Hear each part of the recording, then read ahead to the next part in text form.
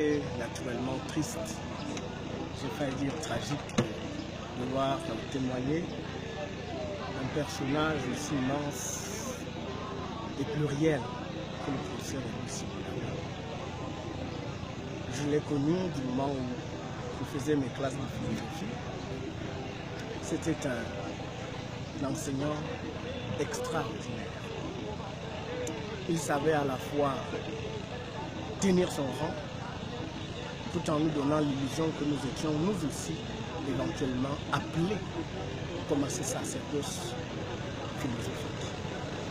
Je me souviens qu'un jour, alors que dans un amphi, le chahut se faisait insistant, il eut alors cette anecdote en nous disant « Chers amis, soyez comme les porcs épiques. » Nous ne comprenions rien. Il disait, vous savez, les porcs épiques ont des épines suffisantes pour se réchauffer et suffisantes aussi pour ne pas se confondre, ne pas se toucher. Établissant ainsi à la fois ce que nous avions comme illusion de proximité, mais en même temps sa distance altière. Je l'ai connu dans le privé un petit peu, mais dès cette période-là, parce que alors j'avais le privilège de pouvoir rentrer en sa compagnie, alors qu'il habitait le quartier situé vers Yaoundé et que moi j'habitais le quartier Carrière. Nous cheminions ensemble.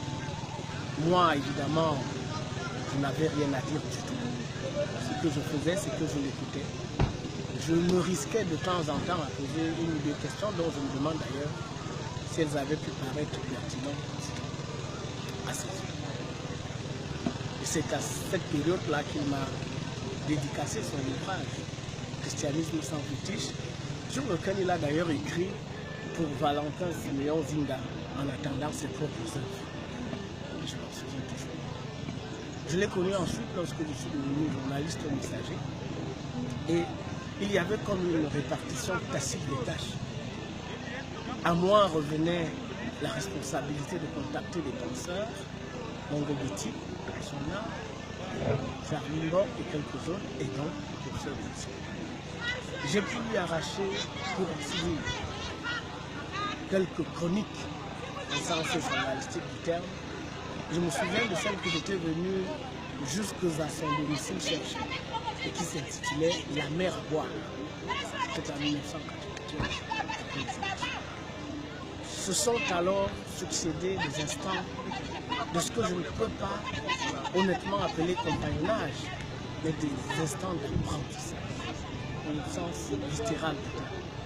Beaucoup appris de cet homme exigeant, de ce père attentionné et attentif, parce qu'il suivait tout ce que je faisais. J'ai été honoré qu'il m'ait, à un moment ou à un autre, sollicité pour contribuer, notamment par exemple dans un certain nombre de travaux, comme ça s'est vu avec la démocratie de transit de Cameroun.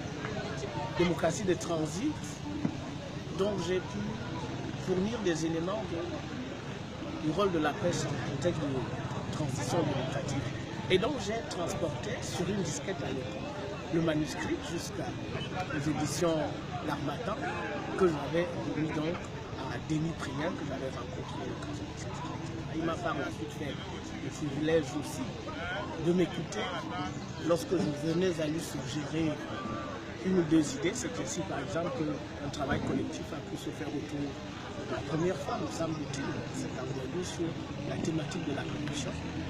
L'ouvrage est intitulé De la corruption au Cameroun. C'est un ouvrage dont il avait tracé les grandes lignes, pour ainsi dire, mais dont il avait laissé la responsabilité du parachèvement à son collègue, le professeur Titi Noël. Je suis convaincu que le rendu ne fut pas exactement celui dont avait vécu le professeur Lucie qui, entre-temps, était allé aux États-Unis, pris par les contraintes académiques. Je vais être court, parce que c'est ici. Je m'honore encore de ce qu'il ait accepté lorsqu'il a fallu évaluer ce premier travail sur la corruption des années plus tard, qu'il ait accepté la modeste idée que je lui avais suggérée Et Modeste Idé qui a accouché de ce livre intitulé Lutte contre la corruption, impossible est-il camerounais. Le titre est d'ailleurs lui. Naturellement, ce n'était pas ce qu'il avait fait. Il avait longtemps hésité à co-signer cet ouvrage.